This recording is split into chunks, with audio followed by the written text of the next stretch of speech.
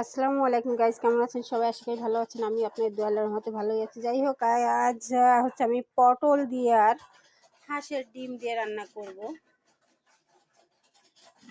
তো এটা দিয়ে নারকেলের দুধ দিয়ে ভুনা করব। তো যাই হোক গাইস, যার জন্য আমি প্রথমেই কড়াইতে তেল দিয়ে দিছি, তারপর আমি পটলগুলো দিয়ে দিচ্ছি, একটু হালকা করে ভেজে নিব। পটল ভাজা হতে হতে আমি ডিমগুলো ছিলে নেব।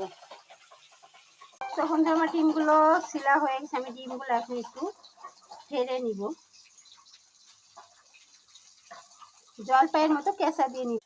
তো গাইজ, আমার পটল আলুগুলা ফ্রাই করা হয়ে গেছে দেখেন। এখন আমি ডিমগুলো একটু ফ্রাই করে নিব। তো গাইজ, আমার পটল আলু ফ্রাই করা হয়ে গেছে, এদিকে ডিমটা ফ্রাই করা হয়ে গেছে। এখন আমি গরম তেলের মধ্যে দুটো তেজপাতা দিয়ে দিব। যেহেতু আমি নারকেলের দুধ দিয়ে হাঁসের ডিমটা রান্না করব, তাই এর জন্য এলাচ আর দুটো তেজপাতা দিয়ে দিলাম।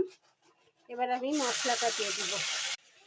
তো মশলাটা দিয়ে আমি এবার দিয়ে দিচ্ছি লবণ, দিয়ে দিচ্ছি হলুদ পাউডার, আর হচ্ছে দিয়ে দিচ্ছি মরিচ পাউডার।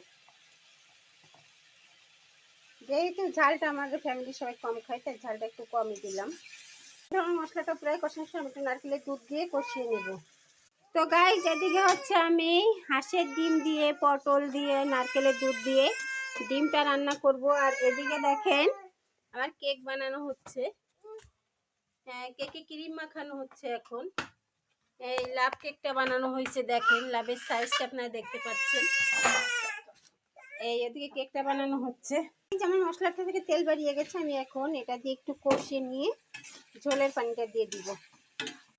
তো গাইজ, আমার রান্নাটা প্রায় শেষ পর্যায়ে। আমি এই অবস্থায় একটু গুঁড়া মশলা মিশিয়ে দিলাম, জিরা গরম মশলা বাটাটা একটু ছিটিয়ে দিলাম। তো গাইজ, আমার ডিমটা রান্না প্রায় শেষ হয়ে। তো আপনাদের কাছে আসলে কেমন লাগলো ভিডিওটা অবশ্যই কমেন্টে জানাবেন। সাপোর্ট করবেন, লাইক শেয়ার কমেন্ট করবেন, সাবস্ক্রাইব করবেন, পাশে থেকে সাপোর্ট করবেন। ইনশাল্লাহ সাপোর্ট করলে সাপোর্ট পাবেন। ওকে, টাটা।